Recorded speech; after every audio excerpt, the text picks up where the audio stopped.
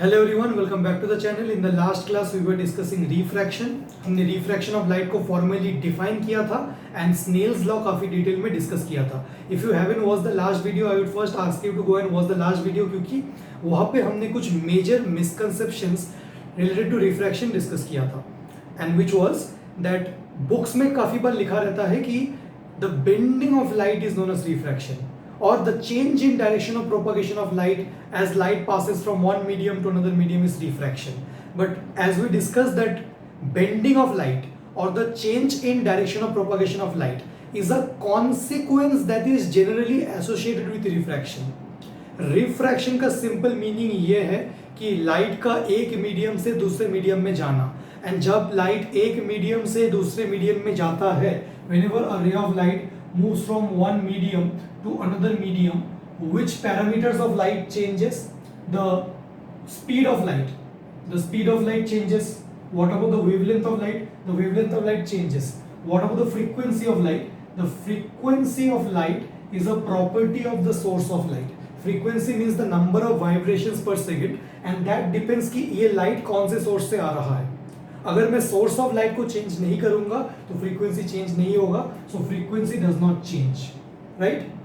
And this is known as refraction, just as simple as that. When a ray of light moves from one medium to another medium, there is a change in its speed and there is a change in its wavelength, and this phenomena is known as refraction. What about the direction of propagation? क्या मैं compulsory बोल सकता हूँ कि एक medium से light दूसरे medium में जा रहा है एंड लाइट बेंड होगा? कंपलसरी आप नहीं बोल सकते, वो बेंड हो भी सकता है, नहीं भी हो सकता है। रिफ्रैक्शन का सिंपल मतलब एक मीडियम से दूसरे मीडियम में जाना। अब जब एक मीडियम से दूसरे मीडियम में जा रहे हो, क्या कंपलसरी स्पीड चेंज होगा? It is compulsory. Medium change हो गया तो स्पीड चेंज हो जाएगा, speed depends upon medium. Medium change हो गया तो वेवलेंथ चेंज हो जाएगा, wavelength depends upon medium. And जिस प्रोपोर्शन से स्पीड चेंज होगा उसी प्रोपोर्शन से वेवलेंथ चेंज होगा, क्योंकि we know that v is equal to f lambda. frequency of light तो source का property है, frequency will not change but speed and wavelength both will change. Speed is directly proportional to wavelength. ठीक है? This was what we discussed, and then we discussed Snell's law in a greater detail. जो laws of refraction है, that the incident ray, refracted ray are normal to the point of incidence. They all lie in the same plane. And जो second law है, जो सबसे important है, जहाँ पे Snell's ने बोला था कि the ratio of sine of angle of incidence to the sine of angle of refraction is a constant for a given pair of media, and this constant is called the refractive index of second medium with respect to the refractive index of first medium. This is known as Snell's law. and अगर मैं interchange कर दूँ mu1 को इधर ले जाओ and sin r को इधर ले जाओ, so most popular form is mu1 into sin I is equal to mu2 into sin r. यहाँ तक मैंने डिस्कस किया था एंड यहाँ से आज हम अपना डिस्कशन कंटिन्यू करने वाले हैं। ठीक है? हम कुछ mathematical forms of Snell's law देखने वाले हैं, बहुत ही अच्छे से आप इसको समझिएगा। This is the expression of Snell's law. ठीक है? Now let us see some forms of Snell's law, some mathematical relations, some mathematical relations. इसको बहुत ही अच्छे से आप समझिएगा। Let us consider that there are two mediums. The first medium is refractive index mu1. The speed of light in first medium is v1, and the wavelength of light in first medium is f1, and the frequency of light in first medium is f. Second medium का refractive index अलग है mu2. Speed of light in second medium is v2. Wavelength of light is lambda 2, and frequency is f. When light travels from one medium to another medium, does the frequency of light change? No. Frequency of light is a property of the source of light. अगर source change नहीं होगा तो frequency भी change नहीं होगा। ठीक है? अब हमें ना mu1 mu2 v1 v2 lambda 1 lambda 2 के बीच में रिलेशन चाहिए। We want a relation between mu1 mu2 lambda 1 lambda 2 and v1 v2। इनके आपस में कैसे रिलेटेड है? I want to find out that. Now from the definition itself we know, from the, एक तो स्नेल्स लॉ है मेरा। सबसे पहली बात तो स्नेल्स लॉ का एक्सप्रेशन क्या है? According to Snell's law, I can say the ratio of sine of angle of incidence. यहाँ पे एंगल मेरा I है, मान लो यहाँ पे R है, जब लाइट यहाँ से यहाँ जा रहा है वो छोड़ो। Ratio of sine of angle of incidence to the sine of angle of refraction is a constant which is known as mu2 by mu1. So mu2 by mu1 is sin I by sin r. and यहाँ से ये लिख सकते हो कि mu1 sin I is equal to mu2 sin r. Anyways, side change करके। अच्छा, अब जो सेकेंड पॉइंट है that is from the definition of refractive index. अगर मैं μ1 का वैल्यू लिखना चाहूँ, refractive index, we know, do we know that refractive index of a medium is speed of light in vacuum to speed of light in a particular medium. Yes, I want to apply this formula for medium 1. अगर इसी formula को मैं medium 1 के लिए use करूं, सो क्या आ जाएगा? Refractive index of medium 1 is speed of light in vacuum to speed of light in medium 1, है ना? Refractive index of medium 1 μ1 speed of light in vacuum divided by speed of light in medium 1. अगर इसी formula को मैं medium 2 के लिए use करूं तो क्या आ जाएगा?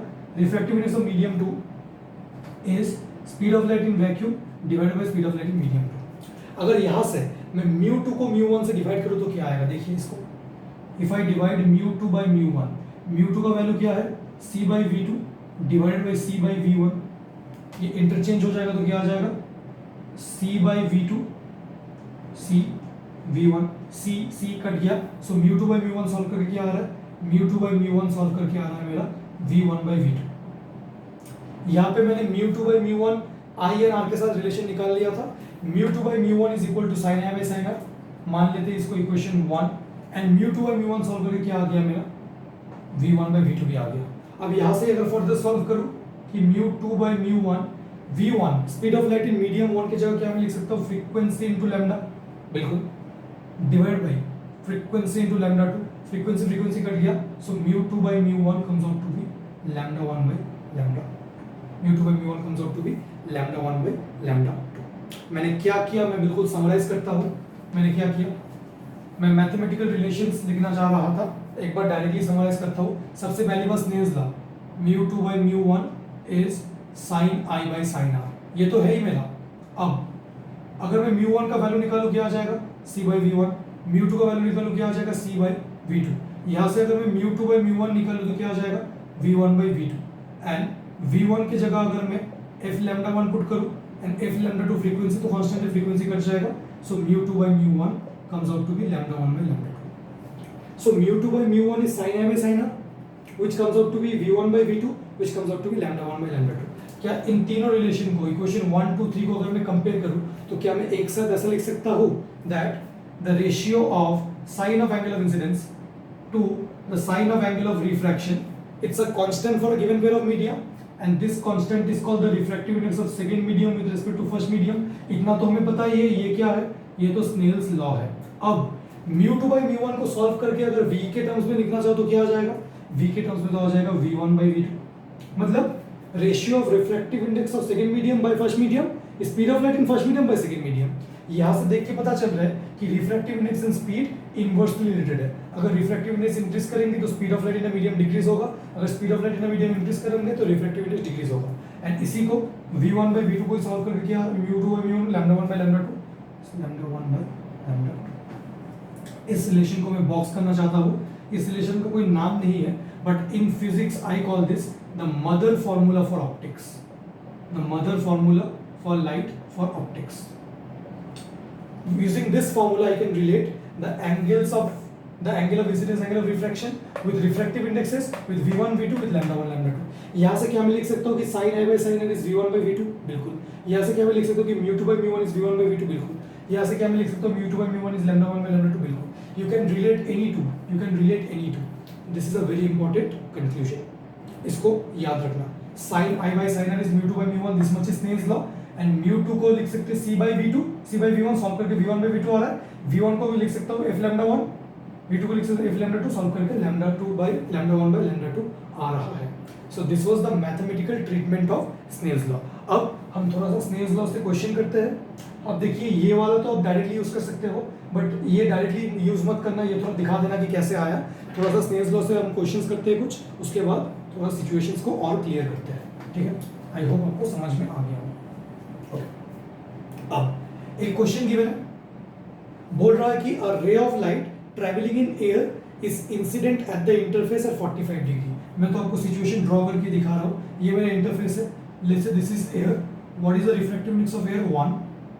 And this is another medium. What is the refractive index of this medium? The refractive index of this medium is given to be √2. So there is one medium having refractive index 1, there is another medium having refractive index √2.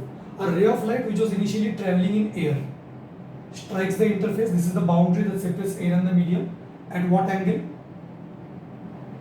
Strikes the interface at angle of incidence 45 degree. You have to find what? You have to find number one the angle of refraction and number two the angle of deviation. ये दोनों आपको find out करना है. आप video को pause करके try कीजिए, ठीक है. आई होप आपसे हो गया होगा एंड अभी मैं इसको सॉल्व करके बताता हूँ.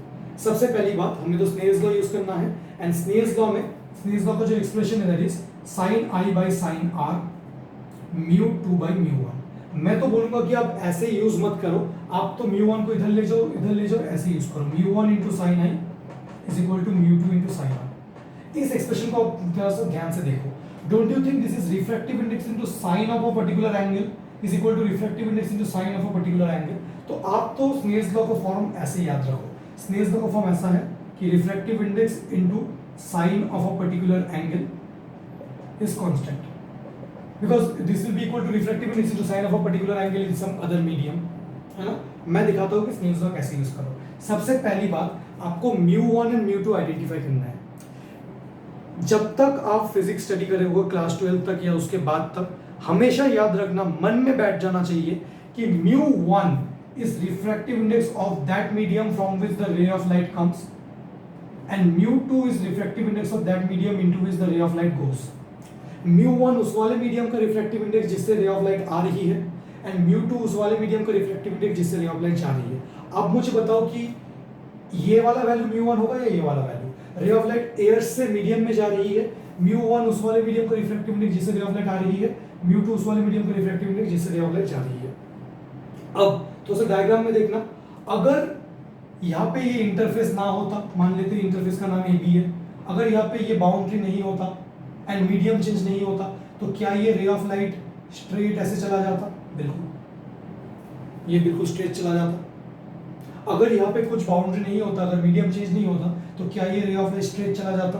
क्या मैं ये डॉटेड लाइन को मैं डॉटेड क्यों दिखा रहा हूँ? क्योंकि क्या एक्चुअली रे ऑफ लाइट ऐसे जाएगा? नहीं, वो तो मैं नहीं पता. कैन आई से this is the original direction of propagation.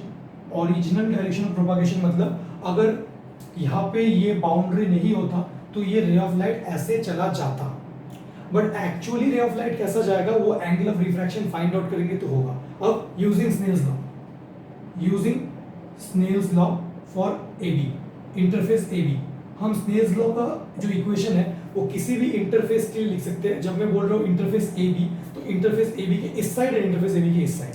आप देखो स्नेल्स लॉ कैसे यूज करना है. आप तो कोई भी एक मीडियम चूज करो, आपको इससे स्टार्ट करना है, इससे, ये आपकी मर्जी है. आप बोलोगे भैया मुझे इससे स्टार्ट करना है, जिस भी मीडियम से स्टार्ट करना है उस मीडियम को सिलेक्ट करो. उस मीडियम का रिफ्रैक्टिव इंडेक्स कितना है? 1 इनटू उस मीडियम में एंगल कितना है? 45. तो sine of angle 45 is equal to, next medium में चला जाओ, नेक्स्ट मीडियम का रिफ्रैक्टिव इंडेक्स कितना है? √2 इनटू नेक्स्ट मीडियम में एंगल कितना है? वही आएगा angle of refraction R. This is the expression for Snell's law. This is the expression for Snell's law. अब ऐसे लिख सकते हो कैसे? mu1 sin I is equal to mu2 sin R. आप नहीं भी लिख के कर सकते हो. फॉर्म क्या है? किसी भी मीडियम को सिलेक्ट करो, पहले आप एयर से स्टार्ट कर रहे हो तो एयर का रिफ्रैक्टिव इंडेक्स मैं इसको मिटा रहा हूँ, फिर से दिखा रहा हूँ. आप एयर से, अब बोलोगे भैया मैं एयर से नहीं स्टार्ट करना चाहता हूँ, मैं इससे स्टार्ट कर रहा हूँ. कोई भी मीडियम चूज करो, दोनों में से कोई भी मीडियम चूज करो. भैया मैंने तो ये मीडियम चूज किया. जिस मीडियम को चूज किया उस मीडियम का रिफ्रैक्टिव इंडेक्स इनटू उस मीडियम में साइन ऑफ एंगल, यहाँ पे एंगल कितना है? एंगल R है, is equal to next medium का refractive index into sine of angle. फिर आ गया स्नेल्स लॉ का. ऐसे स्नेल्स लॉ यूज करना है. सॉल्व किया जाए √2 into sine R, 1 into sine 45 का क्या वैल्यू है? 1 by √2. So 1 into 1 by √2 is, अब √2 अगर इधर चला जाएगा तो साइन R कितना आ जाएगा? Sine R will come out to be 1 by √2 and और एक √2 आ गया √2. So √2 into √2 gives half. Sine का कौन सा एंगल के लिए हाफ होता है? 30 के लिए. मैं इसको ऐसे लिख सकता हूँ sine R is equal to sine 30. अगर ट्रिगोनोमेट्री पता होगा, नहीं पता है तो मैथ्स में थोड़ा रिवाइज कर लेना. R का वैल्यू 30 डिग्री आ गया. अब एंगल ऑफ रिफ्रैक्शन 30 डिग्री. अगर वो बिल्कुल बेंड नहीं होता तो ये एंगल ऑफ रिफ्रैक्शन कितना होता? 45. But angle of refraction 30 degree आया. अब मुझे बताओ कि क्या ये ray of light it bends towards the normal away from the normal? Value देख के पता चल रहा है कि it bends away towards the normal, क्योंकि एंगल ऑफ रिफ्रैक्शन कितना है? 30 degree. So what is my angle of refraction? 30 degree. And angle of deviation किसको बोलते हैं? देखिए अगर यहाँ पे इंटरफेस AB नहीं होता तो क्या ये रे ऑफ लाइट स्ट्रेट चला जाता? This is the original direction. But actually गया कहाँ? This is the new direction. it actually travels along this direction. So what is the angle of deviation? The angle of deviation is this one. अब angle of deviation का direction होता है, देखिए ये original to new होता है उसका direction हमेशा, तो वो कौन से डायरेक्शन में डेविएट हुआ, क्लॉकवाइज या एंटी क्लॉकवाइज? ये कौन सा डायरेक्शन है ओरिजिनल टू न्यू? अगर ऐसे देखोगे ये कौन सा डायरेक्शन है, ये तो क्लॉकवाइज डायरेक्शन है, ये एंगल कितना होगा, एंगल ऑफ डेविएशन। अब थोड़ा सा ज्योमेट्री से दिख रहा है कि ये 30 है, ये डेल्टा है, तो 30 plus delta is equal to 45, vertically opposite है ना, 30 plus delta is equal to 45, so delta का वैल्यू कितना आ गया 15 डिग्री, डायरेक्शन क्या है क्लॉकवाइज, सो डेविएशन कितना 15 डिग्री, और आपको मेंशन करना है क्लॉकवाइज या एंटी क्लॉकवाइज, ठीक है। दिस वाज द क्वेश्चन, बात समझ में आ गया। एक नेक्स्ट क्वेश्चन करते हैं, स्नेल्स लॉ आपको प्रैक्टिस हो जाएगा, मैं मिटा रहा हूँ इसको।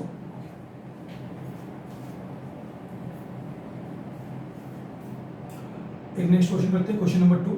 आपको बोला गया है a ray of light passing through a medium of refractive index √3 is incident at 30 degree. So मेरे पास यहाँ पे एक मीडियम है जिसका रिफ्रैक्टिव इंडेक्स √3 है, एंड रे ऑफ लाइट इस √3 वाले मीडियम में ट्रैवल कर रहा था, एंड कितने एंगल पे आके इंसिडेंट किया, incident at an angle of 30 degree. It is moving from √3 to another medium, यहाँ पे एयर में एंटर कर रहा है, एयर का रिफ्रैक्टिव इंडेक्स कितना है 1। Again you have to find the angle of refraction and angle of deviation. So in this case the ray of light is moving from denser medium to rarer medium. मैंने अभी तक आपको नहीं बताया कि denser से rarer जाएगा तो it will bend towards the normal or away from the normal, वो मैंने नहीं बताया। पहले मैं आपको क्वेश्चन कराऊंगा, फिर ये सारे सिचुएशंस हम डिटेल में डिस्कस करेंगे। अगर रे ऑफ लाइट बेंड नहीं करता, सब हमेशा रे ऑफ लाइट का ओरिजिनल डायरेक्शन आप मार्क कर लो। अगर रे ऑफ लाइट बेंड नहीं होता, अगर यहाँ पे कोई इंटरफेस नहीं होता, तो क्या ये रे ऑफ लाइट स्ट्रेट चला जाता, क्या ये एंगल 30 हो जाता? बिल्कुल। बट क्योंकि रे ऑफ लाइट डेंसर से रेयर जा रहा है, कुछ तो होगा, हमें सॉल्व करके पता करना पड़ेगा। हम तो स्नेल्स लॉ अप्लाई कर देते हैं। स्नेल्स लॉ, आप कोई भी मीडियम चूज करो, आप इस वाले मीडियम को चूज करो, उस वाले मीडियम का refractive index into sine of angle कितना है इस मीडियम में 30 डिग्री, मीडियम का refractive index into sine of angle. Next medium में चले जाओ, इस मीडियम का रिफ्रैक्टिव इंडेक्स कितना है 1 into sine of angle, angle कितना है सो ये कितना आएगा √3/2 is equal to sine R. Sine के कौन से वैल्यू के लिए √3/2 आता है 60 degree, so angle of refraction comes out to be 60 degree, ठीक है। सो वो क्या होगा, अगर वो बेंड नहीं होता तो एंगल ऑफ रिफ्रैक्शन कितना होता 30, कितना आया 60 डिग्री आया, मतलब it will bend away from the normal. कौन सा एंगल 60 है, this entire angle is 60। Angle of deviation कौन सा है, लाइट अगर बेंड नहीं होता तो क्या ये इस डायरेक्शन में चला जाता, this is the original direction, but क्योंकि लाइट बेंड हो गया अपने पाथ से, तो this is my new direction. Deviation का डायरेक्शन क्या है, न्यू टू ओरिजिनल या ओरिजिनल टू न्यू। देखिए जाना चाहिए था इस डायरेक्शन में, अल्टीमेटली गया इस डायरेक्शन में, so this is my deviation, this is delta. Direction क्या है इसका, एंटी क्लॉकवाइज है ना। अब हमें लॉजिकली इसको फाइंड आउट करना है कि डेल्टा का वैल्यू कितना होगा। देखिए ये एंगल कितना है, ये एंगल 30 है, अगर ये 30 है सो ये वाला कितना होगा, ये वाला 30 होगा, सो ये पूरा 60 है, ये 30 है, सो ये डेल्टा कितना होगा, delta will be 60 minus 30, that gives me how much 30 degree. Clockwise या एंटी क्लॉकवाइज, एंटी क्लॉकवाइज। देखिए this is the direction, this is the direction anti clockwise. क्या ये बात हमें समझ में आती है, बिल्कुल समझ में आ जाना चाहिए। सो ऐसे आप बहुत क्वेश्चंस कर सकते हो, मैं और क्वेश्चंस आपको नहीं करा रहा हूँ, आईसीएसई पॉइंट ऑफ व्यू के लिए सफिशिएंट है। आई होप आपको ये समझ में आ गया होगा, थोड़ा सा नोट डाउन कर लो, अभी हम सिचुएशंस को 1 बाय 1 डील करेंगे। ओके, या चलिए नाउ मैं आपको डिफरेंट सिचुएशंस देता हूँ, आपको बहुत मजा आएगा क्वेश्चंस के फॉर्म में। राइट, स्नेल्स लॉ सीखने के बाद हम क्या क्या कर सकते हैं, देखिए स्नेल्स लॉ से। सबसे पहला situation, a ray of light is moving from a rarer medium,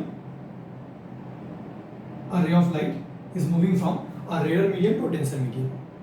मान लेते हैं कि rarer medium का रिफ्रैक्टिव इंडेक्स है μ1, यहाँ पे स्पीड है v1, λ1 and frequency is f, यहाँ पे μ2, v2, λ2 and this is f, ठीक है। आपको बताना है ray of light is moving from rarer medium to denser medium and angle of incidence क्या है I। आपको पूछा गया है first question, what will happen to speed, what will happen to, question is what will happen to Number one, the speed of light. When a ray of light is moving from a rarer medium to denser medium, what will happen to speed of light? एक तो आप logically बोल सकते हो, एक तो आप mathematically बोल सकते हो. मेरा पर्पस है आपको मैथमेटिकली सिखाना, लॉजिकली तो आप ऐसे ही बोल लोगे. पहले लॉजिकली देख लेते हैं. आप बोलो कि भैया रे ऑफ लाइट रेडर मीडियम से डेंसर मीडियम में जा रहा है. रेडर मीडियम मतलब रेडर मीडियम एक ऐसा मीडियम है जिसमें लाइट का स्पीड बहुत ज्यादा है. अगर रेडर से किसी डेंसर मीडियम में एंटर करेगा तो लाइट का स्पीड क्या हो जाएगा? स्लो. मैं बच्चों को ऐसे समझाता हूँ कि रेडर मीडियम को आप कंपेयर कर लो एक एम्प्टी रोड से, एक empty road, and denser medium को आप कंपेयर कर लो एक क्राउडेड रोड से. एंड लाइट को आप एक बाइक की तरह सोच लो. So ray of light moving from रेडर medium to denser medium means आप बाइक चला रहे हो, you are riding a bike and you are moving from a empty road to crowded road. अब एम्प्टी रोड में आपका स्पीड कैसा होगा? हाई या लो? एम्प्टी रोड पे तो आपका स्पीड हाई होगा. रेडर मीडियम मतलब एम्प्टी रोड, मतलब स्पीड हाई था. जैसे ही आप एक रेडर मीडियम से डेंसर मीडियम में एंटर कर रहे हो, मतलब एक एम्प्टी रोड से क्राउडेड रोड में जा रहे हो, तो आपका स्पीड नेचुरली क्या होगा? आपका स्पीड लो हो जाएगा. तो स्पीड क्या होगा? डिक्रीजेस. अगर speed of light in raider medium v1 है and speed of light in denser medium v2 है, can you compare v1 and v2? आप बोलोगे कि भैया v1 is obviously greater than v2. v1 speed of light in raider medium ज्यादा है, v2 कम है. इसी को मुझे मैथमेटिकली प्रूव करना है. इसको अगर मैं मैथमेटिकली प्रूव करना चाहता हूं तो मुझे स्नेल्स लॉ यूज करना होगा. Each and everything can be predicted by Snell's law. यहाँ पे आप एक चीज देखिए, ये रेडर मीडियम है, ये डेंसर मीडियम है. Can I say we know mu2 is greater than mu1? Yes, this is refractive index of denser medium, this is refractive index of rarer medium. mu2 is greater than mu1. Okay, both side को क्या मैं mu1 से divide कर सकता हूँ? ये तो एक इनइक्वालिटी है, इनइक्वालिटी को सॉल्व करना आना चाहिए. ये बिल्कुल इक्वालिटी जैसा ही, जैसे अगर mu2 इक्वल टू mu1 होता, बोथ साइड में अगर मैं mu1 से डिवाइड करता तो क्या आ जाता? mu2 by mu1 is equal to 1. वैसी ही बात है, यहाँ पे आपको चिंता करने के लिए कोई सीन नहीं है. मैं बोथ साइड को mu1 से डिवाइड करूंगा, सो mu1 by mu1 क्या आ जाएगा? 1. अब मुझे क्या कंपेयर करना है? स्पीड. अब आप फॉर्मूला सोचिए mu2 by mu1 in terms of speed. हमने क्या देखा था? sin i by sin r. मतलब फॉर्मूला याद है?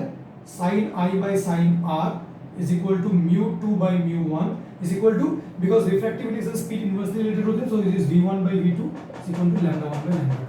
So mu2 by mu1 की जगह क्या पुट कर सकता हूँ? In the next step, can I put v1 by v2 is greater than 1? And v2 को क्या मैं उस साइड में ले सकता हूँ? या फिर सोचिए बोथ साइड को हमने v2 से मल्टीप्लाई किया तो क्या आ जाएगा? v1 greater than v2. तो हमने स्नेल्स लॉ से प्रूव कर दिया कि whenever a ray of light moves from rarer medium to denser medium, the speed decreases. What happens? Speed decreases. आपको तो ये आईसीसी में थ्योरेटिकली पूछेगा. A ray of light is moving from rarer medium to denser medium. What happens to its speed? Rarer medium, empty road. Denser medium, crowded road. Speed decreases logically. किसी ने अगर बोला show mathematically using Snell's law कि speed decreases, कुछ नहीं करना, बस refractive index को कंपेयर करना है कि कौन सा ज्यादा है, कौन सा बड़ा है. mu2 by mu1 का वैल्यू फाइंड आउट करना है. mu2 by mu1 ऐसा फॉर्म लाना है एंड देखना है कि mu2 by mu1 की जगह में क्या पुट करूं. नेक्स्ट आपको बोला गया है कि वेवलेंथ कंपेयर करो. क्या बोला गया है? वेवलेंथ. स्पीड तो हमने देख लिया. What will happen to wavelength? A ray of light is moving from रेडर medium to denser medium. What will happen to wavelength? बिल्कुल. अब मैं फिर से बोल सकता हूँ we know that mu2 is greater than mu1. Okay, right. So mu2 by mu1 is greater than 1. अगर बोथ साइड को mu1 से डिवाइड करें, भैया ये समझ में नहीं आ रहा है ये क्या कर रहा हूँ? बोथ साइड को मैं mu1 से डिवाइड कर रहा हूँ, कर सकता हूँ? हाँ. सो ये क्या आ जाएगा? mu2 by mu1 is greater than 1. अब mu2 by mu1 को क्या मैं in terms of lambda put कर सकता हूँ? क्या आया मेरा? mu2 greater than mu1 था. mu2 by mu1 greater than 1. I want to check wavelength, so put the value of mu2 by mu1 in terms of lambda. mu2 by mu1 comes out to be lambda 1 by lambda 2 greater than 1. lambda 2 इस side में आ जाएगा तो lambda 1 greater than lambda 2.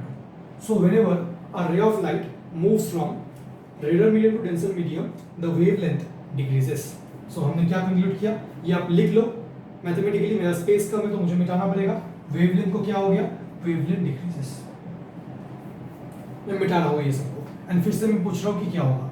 एक ray of light रेडर medium से denser medium में जा रहा है. What will happen to speed? A ray of light is moving from रेडर medium to denser medium. What will happen to speed? As you know रेडर medium में speed ज्यादा है, डेंसर मीडियम में स्पीड कम है. लॉजिकली अगर बोलना चाहो स्पीड तो डिक्रीज होगा. What will happen to wavelength, अगर लॉजिकली बोलना चाहो, मैथमेटिकली तो बोल ही सकते हो, what will happen to wavelength, we know that v is equal to f lambda, speed of light in a medium is frequency into lambda, frequency, one second, frequency into lambda. Now since frequency remains constant, when light moves from one medium to another medium, frequency depends upon source, it remains constant. I can say that speed of light is directly proportional to lambda. अब speed of light तो decrease कर रहा है, जब भी आपको wavelength के ऊपर कमेंट करने बोले आप तो देखो स्पीड का क्या हो रहा है, रेयर मीडियम से डेंसर मीडियम में जा रहा है, what happens to speed, decreases, what happens to wavelength, since speed and wavelength are directly proportional, wavelength also decreases, ठीक है। Third point, what happens to frequency of light, what happens to frequency of light, frequency of light is a property of source of light, so frequency is a property of source, जब तक source आप change नहीं करोगे, medium change होने तो frequency change नहीं हो सकता। Speed and wavelength they are properties of medium, है ना, so frequency is a property of source, hence it remains constant, hence it remains constant, ठीक है। Fourth point, what happens to the intensity of light, एक ray of light एक medium से दूसरे medium में जा रहा है, ये जो बाउंड्री था, ये बाउंड्री तो ट्रांसपेरेंट है, let's say this ray of light is carrying an energy, ये एनर्जी कैरी करता है, let's say it is carrying an energy of 100 joule, so जब वो दूसरे मीडियम में एंटर करेगा, will it carry this 100 joule या फिर कुछ एनर्जी लॉस हो जाएगा। आपको पता होगा कि no boundary in this universe, nothing in this universe is perfectly transparent। मैं जो ये बोल रहा हूँ कि एक मीडियम से दूसरे मीडियम में जा रहा है, बीच में एक बाउंड्री है, ये बाउंड्री परफेक्टली ट्रांसपेरेंट नहीं है, यहाँ पे क्या सिर्फ रिफ्रैक्शन हो रहा है या फिर some part of the light is also reflected, yes, because this boundary is not perfectly transparent, because the boundary is not perfectly transparent, so some part of the light is being reflected.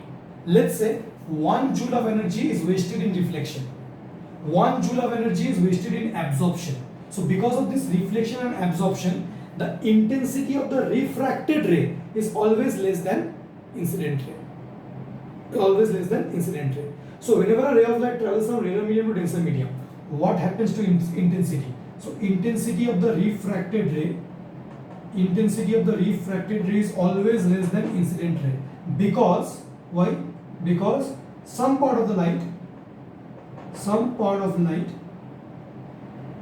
is reflected and absorbed, ठीक है। So whenever we talk about refraction from a transparent boundary, it is not that refraction doesn't take place at all. Refraction does take place. A very small portion of light is reflected. That is the reason we are ignoring reflection. We are studying refraction in this chapter. But if I want to compare the intensity, so intensity of the refracted beam will be less than that of the incident beam. So speed, wavelength changes. Rare से denser जा रहा है, speed wavelength दोनों decrease करेगा, frequency same होगा, intensity will also decrease because some part of the light will get reflected and absorbed. Most important point, what will happen to direction of propagation, क्या ये towards the normal bend करेगा या away from the normal bend करेगा, ये हमें देखना है। सबसे अच्छी बात कि डायरेक्शन ऑफ प्रोपगेशन को क्या होगा, फिर से देखिए मैं मिटा रहा हूँ सब कुछ एंड समराइज करूंगा, ठीक है। एक ray of light rare medium से डेंसर मीडियम में जा रहा है, इसका रिफ्लेक्टिविटी μ1 है, इसका रिफ्लेक्टिविटी μ2 है, okay. A ray of light is moving from rarer medium to denser medium and it is incident at the interface obliquely, कि इच्छा आगे गिरा, ये मेरा एंगल ऑफ इंसिडेंस है। अगर वो बेंड नहीं करता, अगर यहाँ पे इंटरफेस नहीं होता, तो क्या ये रे ऑफ लाइट स्ट्रेट चला जाता? बिल्कुल। अब क्या ये टुवर्ड्स द नॉर्मल बेंड करेगा या away from the normal bend करेगा, ये कौन बताएगा? बेंडिंग का रीजन क्या है? बेंडिंग का एक्चुअल रीजन आपके बुक में जो भी लिखा हो, बेंडिंग का रीजन है, बेंडिंग के पीछे इंट्यूशन है, स्नेल्स लॉ। एक्चुअली इंट्यूशन क्या है? अगर लाइट को एक पॉइंट से दूसरे पॉइंट में जाना है ना, so it prefers that path which takes the least amount of time. इसको बोलते हैं प्रिंसिपल ऑफ लीस्ट टाइम या फिर फर्मैट्स प्रिंसिपल। एक पॉइंट से दूसरे पॉइंट में जाने के लिए लाइट वो रास्ता चूज करता है जिस रास्ते को कवर करने के लिए कम से कम टाइम लगे। एंड इसीलिए कभी कभी वो बेंड कर जाता है. So why does the light bend? In order to take the shortest path, या फिर आप बोल सकते हो कि in order to be consistent with laws of refraction. कौन बताएगा कि रेयर से डेंसर? आपने रट लिया होगा, आपके क्लास में टीचर्स ने आपको रटवा दिया होगा कि रे ऑफ लाइट अगर रेयर से डेंसर जा रहा है एंड ओब्लिकली अगर इंसिडेंट हुआ, it will bend towards the normal. But proof क्या है उसका? अभी प्रूफ कर देते हैं. बिल्कुल ठीक है, चलिए देखते हैं. ओके, सो हम फिर से देखते हैं कि what will happen to direction of propagation. अब μ2 एंड μ1 में कौन ग्रेटर है? μ2 इज ग्रेटर देन μ1. अच्छी बात है. अब क्या मैं बोल सकता हूँ यहाँ से कि μ2 by μ1 is greater than 1? बिल्कुल. μ2 by μ1 is greater than 1. बिल्कुल. अब μ2 by μ1 की जगह क्या पुट कर सकते हो in terms of i and r? μ2 by μ1 is Snell's law. sin I by sin r is greater than 1. यहाँ से क्या आया सॉल्व करके कि sin r I is greater than sin r. अगर sin of a particular angle is greater than sin of some other angle, इससे क्या conclude कर सकते हैं? sin एक इंक्रीजिंग फंक्शन है. sin इंक्रीजिंग फंक्शन मतलब sin 0 का वैल्यू कितना होता है? 0. sin 30 का वैल्यू कितना होता है? हाफ. तो अगर एंगल इंक्रीज करेगा तो sin का वैल्यू भी इंक्रीज होगा. sin of a particular angle is greater than sin of some other angle. यहां से आप क्या बोल सकते हो कि I is greater than R. क्या भैया sin sin कट गए? sin sin कटा नहीं. sin क्योंकि इंक्रीजिंग फंक्शन है तो आप ये बोल सकते हो.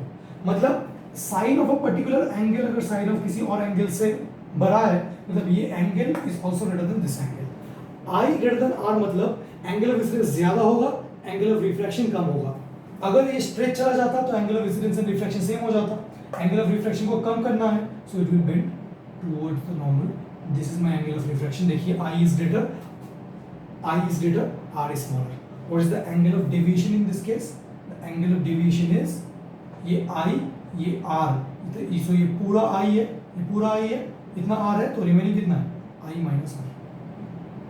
Remaining is I minus R.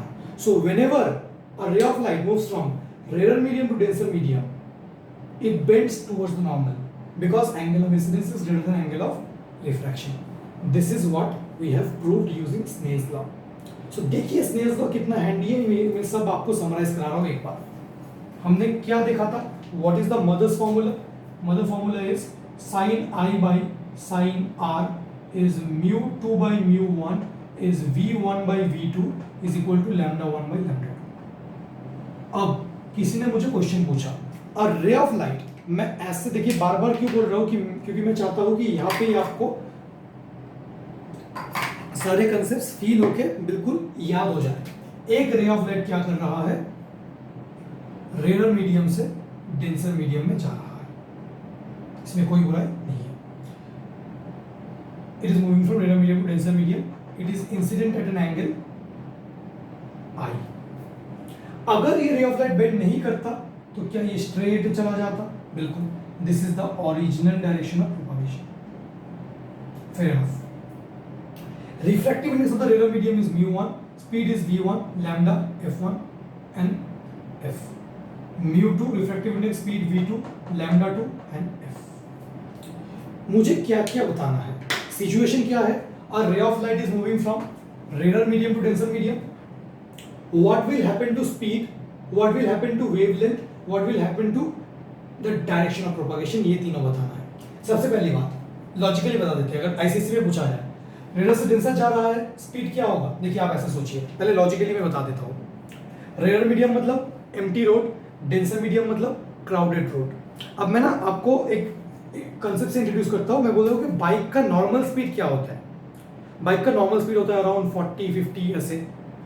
अगर मैं बोलूँ कि I am moving away from the normal, यहाँ पे अवे फ्रॉम द नॉर्मल को मैं बाइक के अवे फ्रॉम द नॉर्मल से रिलेट कर रहा हूँ. मतलब बाइक का स्पीड अगर मैं अवे फ्रॉम द नॉर्मल कर दूँ, बाइक का स्पीड अगर मैं अवे फ्रॉम द नॉर्मल कर दूं मतलब बहुत ही हाई स्पीड, बाइक का स्पीड टुवर्ड्स द नॉर्मल कर दूं मतलब बहुत ही लो स्पीड. अब पहले लॉजिकली सुनिए कि लॉजिकली कैसे याद रखना चाहिए. A ray of light is moving from rare medium to denser medium.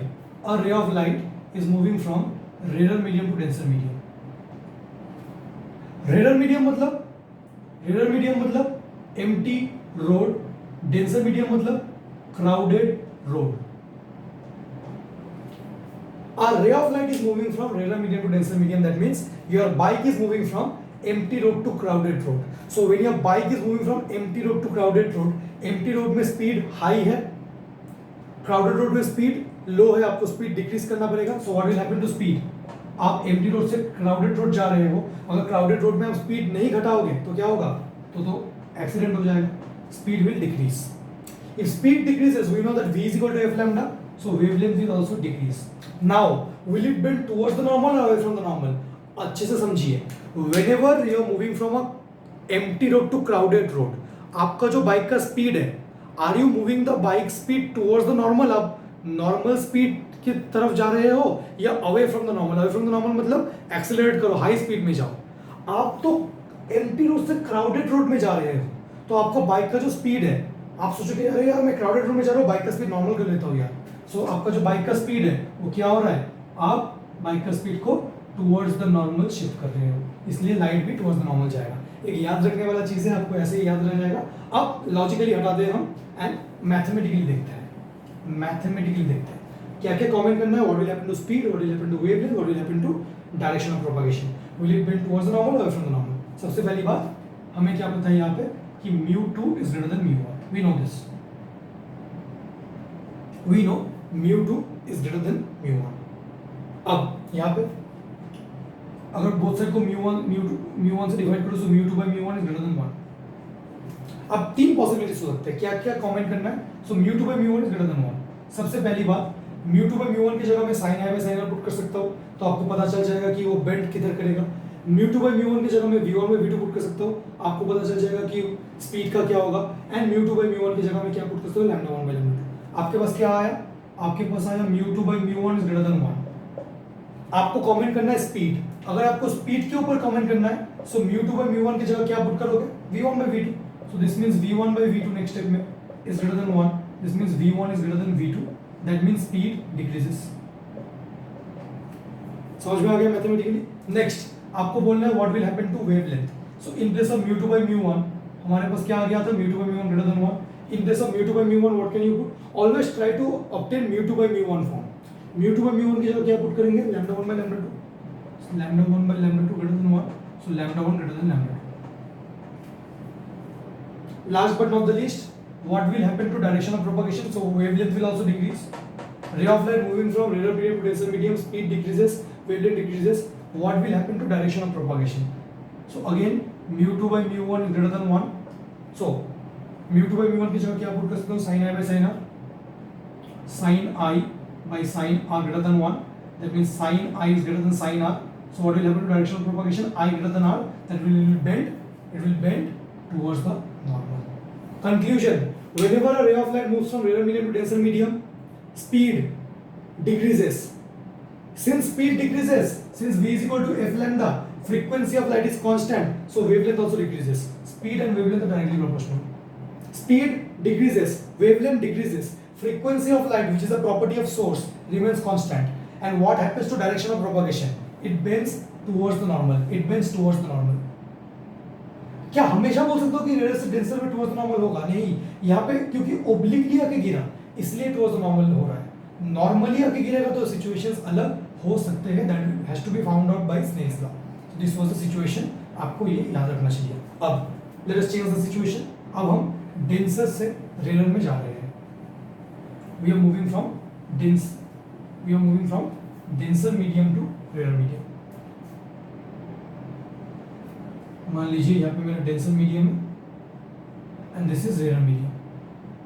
So a ray of light is moving from denser medium to rare medium and angle of incidence I है. Angle of incidence is I. Okay, the situation is the ray of light is moving from denser medium to rarer medium. Okay. इस वाले medium का refractive index को mu1 मान लेते हैं. This is, इसमें speed है v1, दिस इज वेवलेंथ है lambda 1 and frequency is f. This is mu2, this is v2, this is lambda 2. Got it?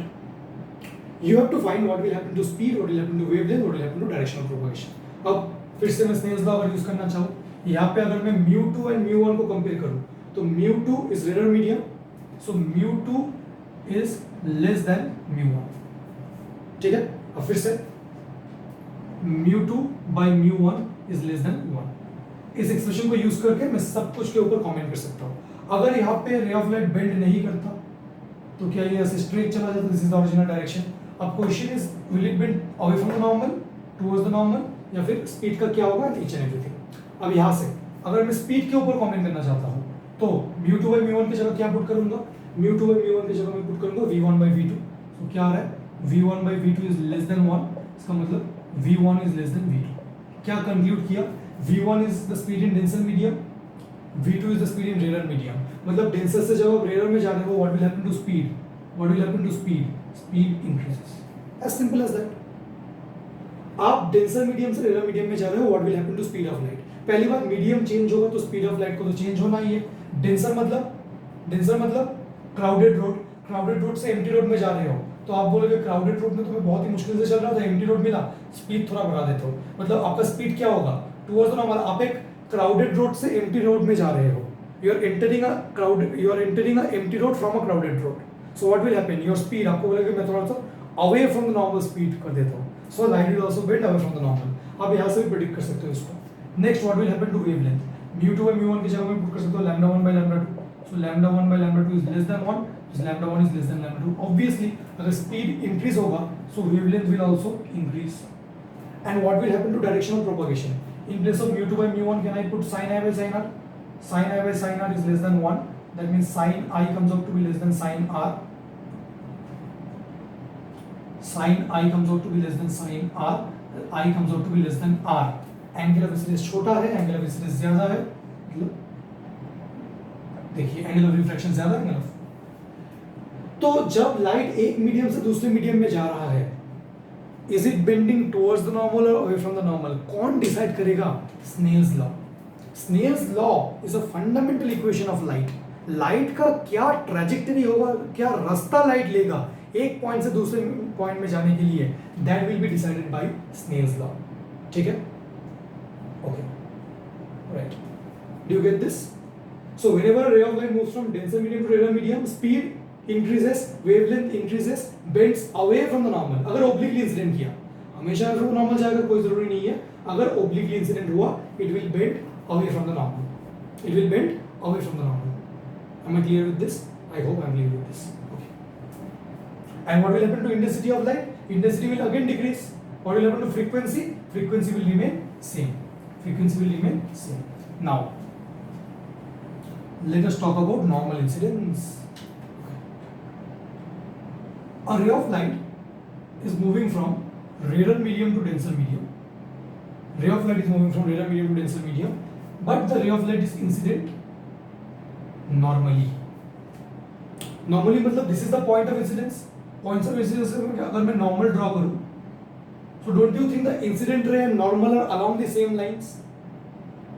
Point of incidence में अगर मैं normal draw करूँ, so it is overlapping with incident ray. So in this situation, incident ray and normal are overlapping. Incident ray and normal are overlapping. अब बहुत ही important मैं question पूछने वाला हूँ. एंगल ऑफ इंसिडेंस क्या है यहाँ पे? कोई लोग बोलते हैं ना 90 डिग्री, ये एंगल 90 डिग्री है, ये एंगल 90 डिग्री है, but this is not the angle of incidence. Angle of incidence is the angle between the incident ray and normal. In this situation, the incident ray and normal are overlapping. दो overlapping lines के बीच का angle कितना होता है? 0 degree. In this case, if I ask you that what is the angle between incident ray and surface? Surface and incident ray के बीच का angle 90 degree है. इसीलिए इस सिचुएशन को नॉर्मल इंसिडेंस बोलते हैं. When they are saying normal incidence, doesn't mean that normal मतलब perpendicular, doesn't mean angle of incidence is 90 degree. The angle made by incident ray with the surface is 90 degree for sure. But what is the angle of incidence in this case? The angle of incidence is 0 degree. Now the question is, a ray of light moves from a rarer medium to denser medium, but is incident normally. What happens to the speed? For sure you can say, अगर rare medium से denser medium में जा रहा है, so speed का क्या होगा? Rare मतलब क्राउड, एम्प्टी रोड, एम्प्टी से क्राउडेड जा रहा है, so speed decreases. Next, what happens to wavelength? Wavelength decreases because speed decreases, wavelength and speed are directly proportional. What happens to frequency? Frequency is a property of source. Frequency remains constant. Last but not the least, what happens to the direction of propagation? What happens to the direction of propagation? Does the ray of light bend or not? Does the ray of light bend or not? इसको answer करने के लिए मैं आपको एक logical argument भी देना चाहता हूँ. मान लीजिए let's say the light at this point, light का साइकोलॉजी समझिए. Try to understand the philosophy. आपको इसका आंसर पता होगा, it will not bend. Try to understand what is going on inside light's mind. Light के मन में क्या चल रहा होगा यहाँ पे. अगर लाइट को इस पॉइंट में आके बेंड करना है, लेट्स से बाय 5 डिग्री बेंड करना है, तो 5 डिग्री वो इधर भी बेंड कर सकता है, 5 डिग्री इधर भी बेंड कर सकता है. मैं तो 2D सरफेस में दो डायरेक्शन दिखा सकता हूं. लाइट अगर ऐसे आ रहा है, ऐसे अगर लाइट गिर रहा है यहाँ पे, now let's say the light has to bend by 5 degree, so it can bend like this 5 degree 5 degree 5 degree 5 degree. So don't you think whenever a light is normally incident, if the light has to bend, light will not bend. Why light will not bend? Try to understand the using philosophy first, then we'll come to physics. If the light decides to bend, then in which direction it should bend? Light cannot prefer, let's say there are two directions here. Actually there are infinite number of directions if I show it in 3D plane. There is no property in direction number 1. ऐसा direction number 1 में कुछ special नहीं है जो 2 में नहीं है. अगर लाइट इस तरफ बेंड हो गया तो 2 नाराज हो जाएगा. 2 बोलेगा कि उसमें ऐसा क्या है जो मुझ में नहीं है. ये दोनों डायरेक्शंस इक्विवेलेंट है. अगर लाइट को 5 डिग्री 10 डिग्री, मान लीजिए लाइट नॉर्मली आके गिरा एंड लाइट ने सोचा मैं ना 10 डिग्री बेंड करूंगा, कर ही नहीं सकता. 10 डिग्री अगर उसको बेंड करना है तो ये भी 10 है, ये भी 10 है, ये भी 10 है एंड ये भी 10 है. And light agents of nature कभी भी पार्शियल नहीं हो सकते. Light cannot prefer one direction over the other. Light cannot prefer 2 over 1, light cannot prefer 1 over 2, because there is no property of 1 that is not there in 2. 1 में ऐसा कुछ नहीं है जो 2 में नहीं है, 2 में ऐसा कुछ नहीं है जो 1 में नहीं है. So ultimately वो बेंड नहीं करेगा. और इंट्यूटिवली सोचो, फर्मैट्स प्रिंसिपल. मैंने आपको बोला था कि जब लाइट एक पॉइंट से दूसरे पॉइंट में जा रहा है, so light will choose that path जिसको कवर करने के लिए कम से कम टाइम लगेगा, एंड वो आपको मैथमेटिकली फाइंड आउट करना पड़ेगा. देखा जाता है कि स्ट्रेट लाइन अगर ले ले इस सिचुएशन में तो that is the time, that path takes the minimum amount of time. अब भैया ये सब छोड़ो, आप तो मुझे स्नेल्स लॉ यूज करके बताओ.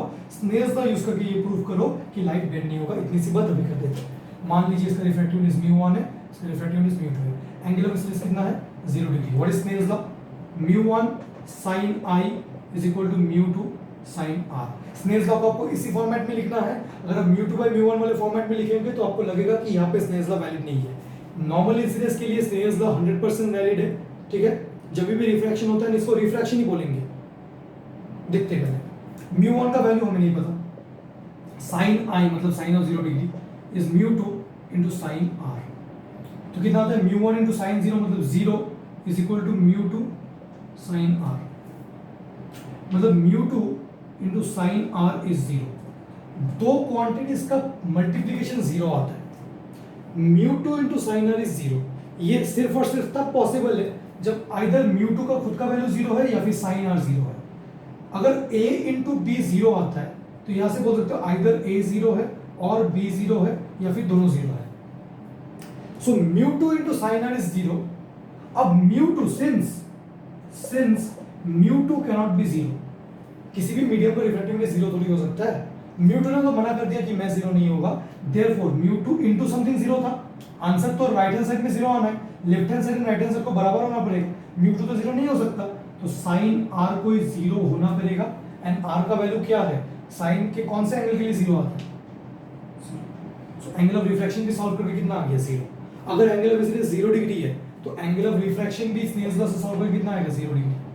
एंड एंगल ऑफ डेविएशन क्या होता है? आइदर I माइनस R होता है या R माइनस I होता है, जो भी है. मतलब दोनों का डिफरेंस ही होता है एब्सोल्यूट वैल्यू, है ना. सो अगर मैं डेविएशन निकालूं mod of I minus R, मतलब either you can take R minus I और I minus R, positive value लेना है. So 0 minus 0, angle of deviation कितना आ रहा है? 0 degree. That means it will pass undeviated. R का वैल्यू भी कितना? 0 डिग्री. एंगल ऑफ डेविएशन भी कितना? 0 डिग्री. क्या इसको रिफ्रैक्शन बोलेंगे? Whenever a ray of light is normally incident on the surface, it passes undeviated. it passes undeviated. Should we say that the ray of light has undergone refraction? Yes. Be careful. Many authors call this situation as no refraction, क्योंकि bend नहीं होता. उनको ऐसा feel हो, उनका एक misconception है कि अगर लाइट बेंड नहीं होगा उसका मतलब रिफ्रैक्शन नहीं होगा. This is refraction. इसके लिए स्नेल्स लॉ वैलिड है. This is for sure refraction. ठीक है, Snell's law is valid in this case. So in this case the speed of light changes, wavelength changes, but direction doesn't change. Are you getting it? Snell's law is perfectly valid here. Okay, so this is the situation that we were talking about. चलिए अब और एक situation देख लेते हैं. मान लीजिए रे ऑफ लाइट μ1 से μ2 में जा रहा है एंड μ1 का रिफ्रैक्टिव इंडेक्स है 1.43 and mu2 का भी refractive index numerically 1.43 है. If both the medium have the same value of refractive index, doesn't mean कि दोनों मीडियम सेम है. ऐसा हो सकता है कि दोनों मीडियम अलग अलग है, दोनों का रिफ्रैक्टिव इंडेक्स न्यूमेरिकली इक्वल है.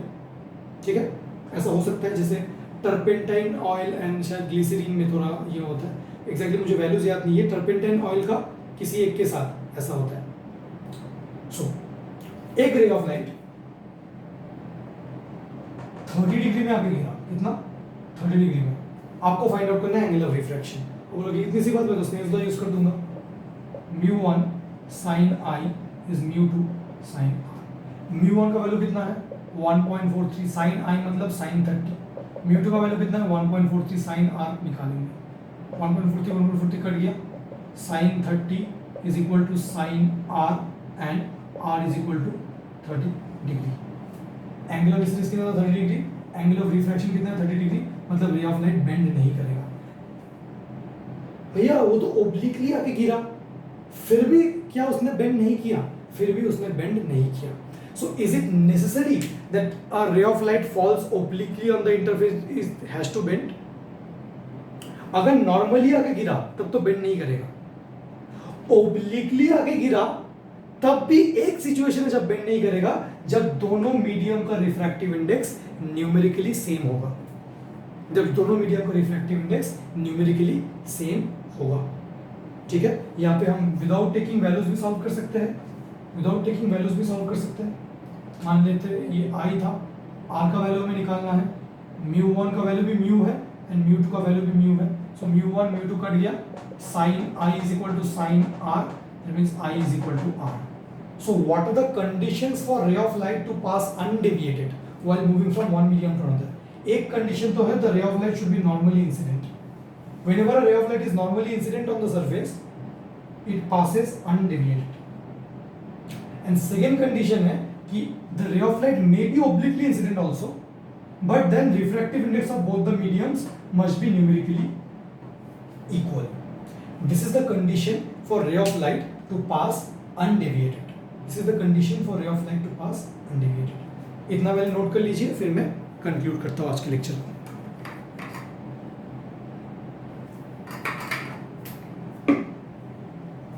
चलिए, तो आज के लेक्चर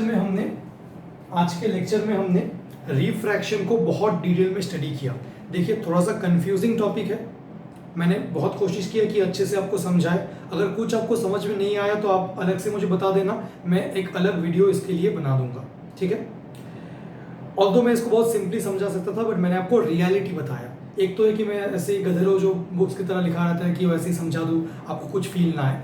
एक काम करता हूँ, लास्ट में मैं एक समरी कर देता हूँ कि रिफ्रैक्शन आपको स्टडी कैसे करना है. ठीक है, चलिए एक समरी देख लेते हैं. अगर आप रिफ्रैक्शन की बात करो, रिफ्रैक्शन ऑफ लाइट की बात करो, सो रिफ्रैक्शन ऑफ लाइट को सबसे पहले डेफिनेशन ऑफ रिफ्रैक्शन, उसके बाद Snell's law, laws of refraction,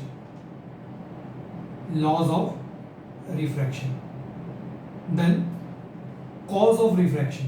cause actually basically वो कॉज ऑफ रिफ्रैक्शन नहीं, जब बुक्स में बोला जाता है cause of refraction, they want to know the cause of bending. Then some effects of refraction, refraction के कुछ इफेक्ट्स. ठीक है, and finally conditions for no bending.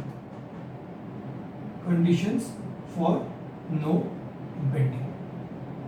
These are the important things about refraction. सबसे पहली बात, how do we define refraction? Refraction का अगर refraction का definition देना चाहते हो, हमें safe side में रहना है तो ऐसे बोलना चाहिए आपको. Whenever a ray of light moves from one transparent medium to another, whenever a ray of light moves from one transparent medium to another, there is a change in, क्या क्या change होगा? There is a change in speed, there is a change in wavelength. अब important, जब एक ray of light एक medium से दूसरे medium में जा रहा है, इज इट नेसेसरी कि उसका डायरेक्शन ऑफ प्रोपगेशन चेंज होगा? कोई नेसेसरी नहीं है. डायरेक्शन ऑफ प्रोपगेशन या मतलब लाइट बेंड कर भी सकता है, नहीं भी कर सकता है. कब बेंड करेगा? अगर लाइट ओब्लिकली आगे गिरा एंड दोनों मीडियम का रिफ्रैक्टिव इंडेक्स न्यूमेरिकली इक्वल नहीं है, तब लाइट बेंड करेगा. सो यहाँ पे सेफ साइड के लिए आप ऐसा बोल सकते हो डेफिनेशन में, whenever a ray of light travels from one transparent medium to another, there is a change in speed, wavelength and direction of propagation. And direction of propagation if the light is obliquely incident and both the mediums have different refractive index, then the phenomena is known as refraction. Then what are the laws of refraction? The incident ray, refracted ray and normal to the point of incidence, they all lie in the same plane, and the ratio of sine of angle of incidence to the sine of angle of refraction is a constant for a given pair of media. This constant is called the refractive index of second medium with respect to first medium. अब mu2 by mu1 को further solve करके क्या आता है? mu2 can be written as c by v2 and c by v1. So solve करके आता है v1 by v2 and further solve करके lambda 1 by lambda 2. So you can just relate each and everything. So these are the laws of refraction. What is the cause of bending? जो books में लिखा रहता है कि the cause of bending is the change in speed of light as light moves from one medium to another. वो correct है, but वो partially correct है, क्योंकि जब लाइट आके नॉर्मली गिरता है इंटरफेस में, तो क्या स्पीड चेंज होता है? स्पीड तो चेंज होता है. Whenever a ray of light false normally on the interface, मान लीजिए रेडर से डेंसर जा रहा है, does speed change? Yes, speed changes. Does light bend? Light doesn't bend. तो आप ये कैसे बोल सकते हो कि बेंडिंग का रीजन है change in speed of light? तो ऐसा बोलना नहीं चाहिए. एक्चुअली अगर मुझसे पूछा जाए तो बेंडिंग का रीजन हमें ये बोलना चाहिए, in order to be consistent with the laws of refraction. Whenever light moves from one medium to another, it may bend, it may not bend, that depends upon Snell's law. So what is the cause of bending? To be consistent with Snell's law. ठीक है, but exam में ये कभी कभी accept नहीं करेगा, मतलब समझ में शायद उसको नहीं आएगा, तो आप जो बुक में लिखा है क्या बोल सकते हैं कि light bends because of change in speed of light. So ऐसा बोल सकते हो, what is the cause of bending? Then whenever light moves from one medium to another medium, there is a change in speed because of which light bends. This is the change in speed of light. Okay? Yeah. What are the effects of refraction? जब एक ray of light एक rarer medium से denser medium में जाएगा, तो effects मतलब क्या क्या change होगा? rarer से denser जा रहा है, so what will happen to speed? rarer से denser speed decreases. What will happen to wavelength? Decreases. What will happen to frequency? Frequency will remain constant. What will happen to intensity? Intensity will decrease. What will happen to the amplitude of the wave? अगर आपको नहीं पता that intensity is proportional to square of amplitude, अगर intensity घट जाएगा तो amplitude of the wave भी घट जाएगा. So amplitude will also decrease. And in which direction ray of light will bend? If it is incident obliquely, then it will bend towards the normal. It will bend towards the normal. So I hope ये आपको पता होना चाहिए. And अगर ray of light denser से rarer जा रहा है, speed will increase, wavelength will increase, frequency is again constant, intensity will decrease, amplitude will decrease, and it will bend away from the normal. ठीक है? What are the conditions for no bending of ray of light? First condition is if the ray of light is incident normally on the interface, it will pass undeviated, कोई bending नहीं होगा. Although speed of light will change. Speed of light तब भी change होगा, and इसको हम फिर भी refraction बोलेंगे. ठीक है? जब ray of light normally incident होगा, should we call this situation refraction? For sure, because medium changes. Refraction का simple मतलब है medium का change होना. And second condition is if the ray of light is incident obliquely, then the refractive index of both the mediums must be numerically equal. तो मैं नीचे description box में refraction का नोट्स भी आपको प्रोवाइड कर दूंगा। आप वो नोट्स को रीड कीजिए, लेक्चर को बहुत अच्छे से रिवाइज कीजिए। अगर कोई डाउट है तो आप मुझे नीचे पूछ सकते हो। आई होप आपको ज़्यादा डाउट्स नहीं होंगे। I will see you again in the next lecture, and next lecture में हम refraction of light through a rectangular glass block start करेंगे। Thank you so much.